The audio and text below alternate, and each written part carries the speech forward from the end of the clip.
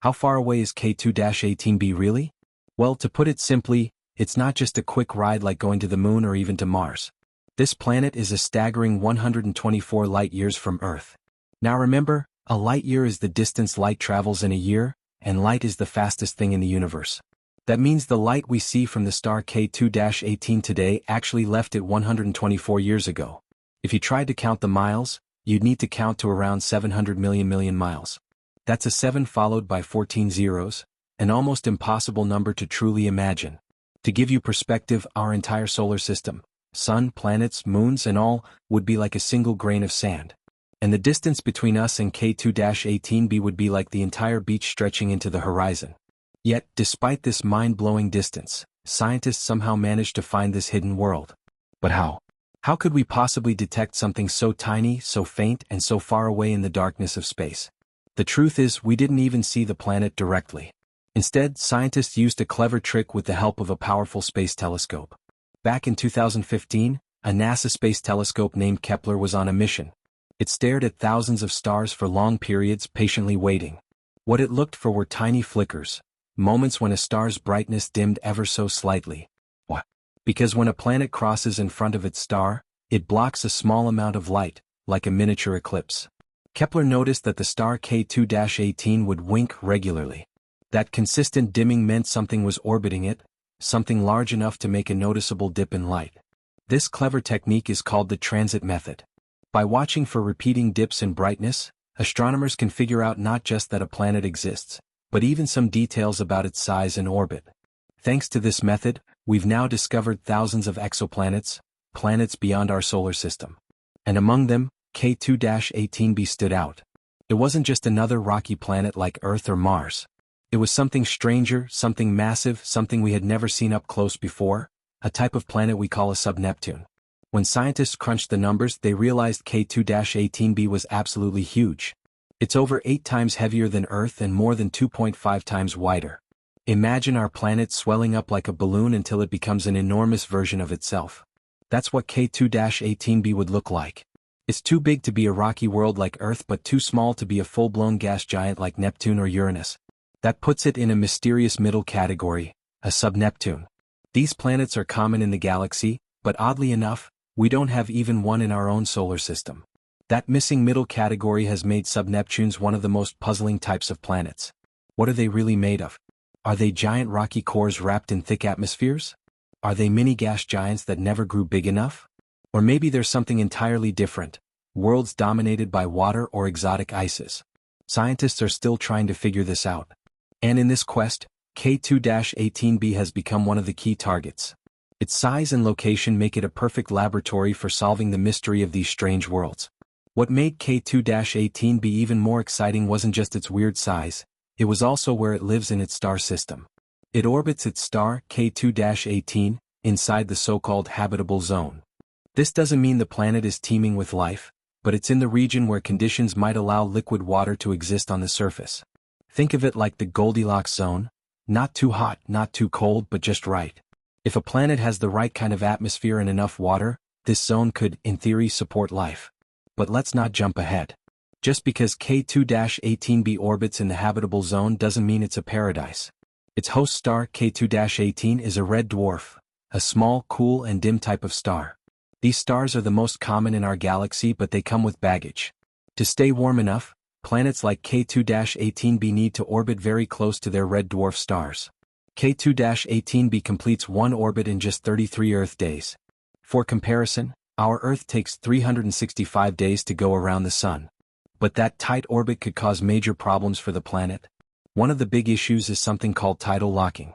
When a planet orbits very close to its star, gravity can cause one side of the planet to always face the star, just like the Moon always shows the same face to Earth. If that's the case with K2-18b, one half of the planet would be stuck in endless daylight, while the other would be frozen in eternal night. That extreme contrast could make it very hard for life to exist, especially if there's no way to mix the temperatures across the surface. Then there's the problem of red dwarfs themselves. These stars are known to be moody. They sometimes throw huge flares, massive bursts of radiation that could fry nearby planets. If K2-18 is an active red dwarf, It might regularly blast K2-18b with dangerous ultraviolet and X-ray radiation. That kind of bombardment could strip away the planet's atmosphere over time, leaving it exposed and barren. Right now we're still trying to figure out how active the star really is, and whether K2-18b's atmosphere is surviving the assault. And speaking of atmospheres, this is the big one. What's in the air of K2-18b? This question is at the heart of everything. The kind of gases surrounding the planet can tell us about its temperature, chemistry, protection against radiation, and, just maybe, signs of life. A thick atmosphere could help balance temperatures across the surface. Certain gases could even hint at biological processes. But measuring the air on a planet that's over 700 trillion miles away? That sounds impossible. Except it's not. We now have a tool that can do just that, the James Webb Space Telescope. Launched in 2021, the James Webb Space Telescope, also known as JWST, is the most powerful observatory ever built. It orbits far beyond the Moon, with a massive mirror made of gold-coated hexagons designed to collect faint light from the most distant corners of the universe. It specializes in detecting infrared light, which is essentially heat radiation. That makes it perfect for studying cool stars and the subtle glow of distant planets. But Webb doesn't take pictures like a regular camera. It doesn't show us oceans or mountains on K2-18b. Instead, it uses a powerful technique called spectroscopy. Here's how it works. When K2-18b passes in front of its star, a transit, a small amount of starlight filters through the planet's atmosphere. The gases in that atmosphere absorb very specific colors of light, leaving behind a pattern of missing wavelengths. Think of it like a barcode, with certain lines missing depending on what gases are present. Webb spreads the starlight into a full rainbow of infrared colors and then carefully looks for the gaps. Each missing color reveals a clue about the gases in the air. But this is incredibly delicate work. The light from the planet's atmosphere is tiny compared to the star's blinding brightness. Scientists have to subtract the star's light from the overall signal with extreme precision. Any mistake, a wobble in the telescope, a dark spot on the star, or even noise in the signal, could throw off the entire result. It's like trying to hear a whisper during a loud rock concert. But when done correctly, this method lets scientists read the air of planets trillions of miles away. And that's exactly what they did for K2-18b. In 2023, the first results from Webb's observations of K2-18b were announced. A team led by Professor Niku Madhusudhan used the telescope to analyze the planet's atmosphere. What they found was remarkable. Webb detected the distinct barcodes for carbon dioxide, CO2, and methane, CH4. These two gases are rich in carbon, the building block of all known life on Earth. Discovering them on a planet in the habitable zone was a huge moment. It proved that Webb could successfully study alien atmospheres in detail, and it hinted at potentially interesting chemistry happening on this distant world. But something curious was missing: ammonia, NH3. Scientists had expected to find more of it in a planet with a thick atmosphere like K2-18b's. Yet Webb didn't see much ammonia at all. The hydrogen-filled atmosphere that scientists once thought surrounded K2-18b seemed to be missing something: ammonia. This puzzled researchers. Why would a planet like this, expected to be rich in hydrogen and ammonia, show no signs of it? One theory started to emerge. What if the ammonia wasn't just missing, it was being used up? Maybe something deep below the planet's atmosphere was reacting with it. Perhaps, just maybe, there was an ocean of liquid water beneath the hydrogen-rich sky. If that were true, then the ammonia might be reacting with this ocean, vanishing in the process. That missing ammonia might not be a problem, it could be a clue. This idea led scientists to consider an older, fascinating theory: a Hycean world. That's a made-up word combining hydrogen and ocean. Imagine a massive planet, much larger than Earth, entirely covered in a deep, warm ocean with a thick atmosphere of hydrogen gas above. It's not like anything we've seen in our solar system. The thought is thrilling. A vast alien ocean, possibly supporting exotic forms of life beneath its hydrogen blanket. The combination of methane and CO2 in the air, along with the lack of ammonia, seemed to support this picture. Maybe K2-18b wasn't a dead gas ball after all. But the real surprise came from a tiny signal, almost a whisper, buried deep in the first batch of data from the James Webb Space Telescope. Right at the edge of its sensitivity, there was a faint hint of something else: a gas called dimethyl sulfide, or DMS. At the time, the signal was too weak to be taken seriously. Scientists cautiously said, "Maybe, but we're not sure." The headlines focused on carbon and the possible ocean. But quietly, this DMS signal lingered in the background, just strong enough to catch attention and make researchers wonder, could this strange molecule really be there? Why did DMS matter so much? Because on Earth, DMS is mostly made by living things, tiny plankton in the oceans. It's the gas responsible for that distinct seaside smell. Finding even a faint whiff of it on another planet, especially one that might be covered by an ocean, was enough to send chills down scientists' spines. But they couldn't jump to conclusions. Was this real or just a glitch in the telescope data? Like hearing static on a radio that sounds like a voice? Was it truly a message or just noise? So, scientists decided they needed to check again, and this time with better tools. They turned to a different part of the James Webb Space Telescope, an instrument called MIRI, the mid-infrared instrument. MIRI doesn't look at light the same way as the first tools did. It's like switching from regular eyesight to thermal night vision. This allowed them to peer into different wavelengths of infrared light. The idea was simple. If the DMS signal was just a fluke from the first set of tools, MIRI wouldn't detect it. But if DMS was really floating in K2-18b's air, MIRI should see it too. MIRI spotted the signal again, clearer and stronger this time. Not only did it match the DMS fingerprint, but it might have also been seeing a related molecule called DMDS, or perhaps both at once. These gases look very similar through MIRI's lens. On Earth, both of them are mostly created by living organisms. So spotting them on K2-18b with a second, totally different scientific instrument, made the signal much more believable. It was like hearing that mysterious whisper not just once but on two separate radios. Suddenly it didn't feel like noise anymore. Maybe someone, or something, was really speaking. The buzz among scientists grew fast. Some even called this discovery the strongest sign of alien life yet. Professor Madhusudhan and his team were cautious but excited. They had a full picture coming together: methane, carbon dioxide, the absence of ammonia, and now possibly DMS. All of it fit their vision of a Hycean planet.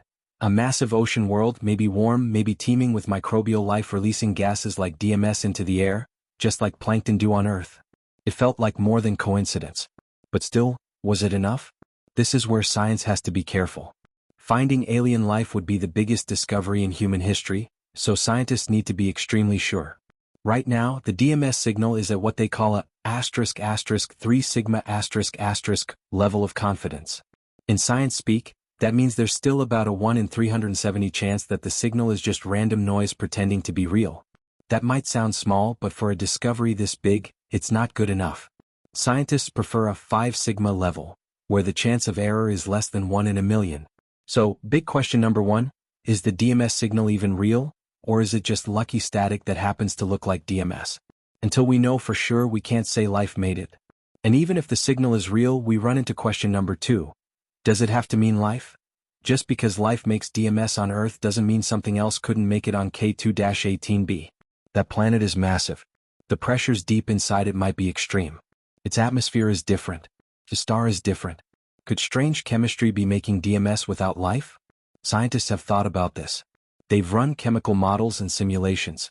So far, they don't think the known non-life methods can produce this much DMS. But there could be unknown chemical processes at work, things we haven't discovered yet. After all, alien worlds might behave in ways we can't imagine. Which brings us to the next puzzle. Even if DMS is there, it's not just a little bit, it might be thousands of times more concentrated than what we see in Earth's air. That's a huge amount.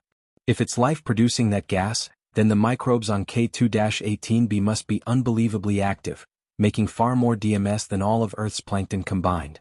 Professor Madhusudhan thinks maybe that's just normal for Hycean worlds. But others wonder, could such a massive amount point to something else? Some powerful, unknown process that doesn't involve life at all? So big question number 3, why is there maybe so much DMS? Is it life working overtime, or something we haven't even considered yet? When scientists look for alien life, they search for what's called biosignatures, chemical clues that life might be present. DMS is a potential biosignature because almost everything that makes it on Earth is alive. But finding just one biosignature isn't enough. False alarms are a real danger. Even oxygen, which is made by plants and essential to animals here, can sometimes appear in the atmospheres of lifeless planets through natural processes. So scientists always want multiple clues, a pattern of gases that together don't make sense without life constantly making them. It's like spotting a bathtub that's always full, even though the drain is open. Something must be pouring water in to keep it that way. That's the kind of imbalance scientists look for. On K2-18b, they already see methane and CO2, two carbon-rich gases, important for life. That fits the ocean idea, but it's still not proof. The missing ammonia also fits the ocean theory, possibly being used up in reactions. But again, it's only circumstantial evidence. The big question mark is still DMS. If it's real and if there's no way to make it without life, then it could be a game changer. Right now, all this is exciting. But it's not confirmation. It's more like finding a single footprint on a beach. Maybe it's a sign someone was there. Or maybe the wind and waves just shaped the sand in a strange way. Could mean something amazing, or nothing at all. Until we find more footprints, or maybe even the person who made them, we can't say for sure. The idea of a living ocean world is thrilling. But science requires more than hope. It requires evidence. Other scientists have looked at the same Webb data and run different simulations. They've come up with other interpretations. Some think K2-18b might still just be a giant, warm but lifeless planet with complex chemistry. Others believe the ocean might not even exist. What Webb saw could be a blurry hint, not a clear signal. And even if it is a hint of life, are we really ready for what that means? If alien life is floating in the clouds or swimming in the oceans of this strange distant world, how do we prepare for that discovery? So what do you think? Is K2-18b our first real glimpse of life beyond Earth, or just another cosmic mystery? Let us know in the comments, and don't forget to like and subscribe for more deep space stories just like this one.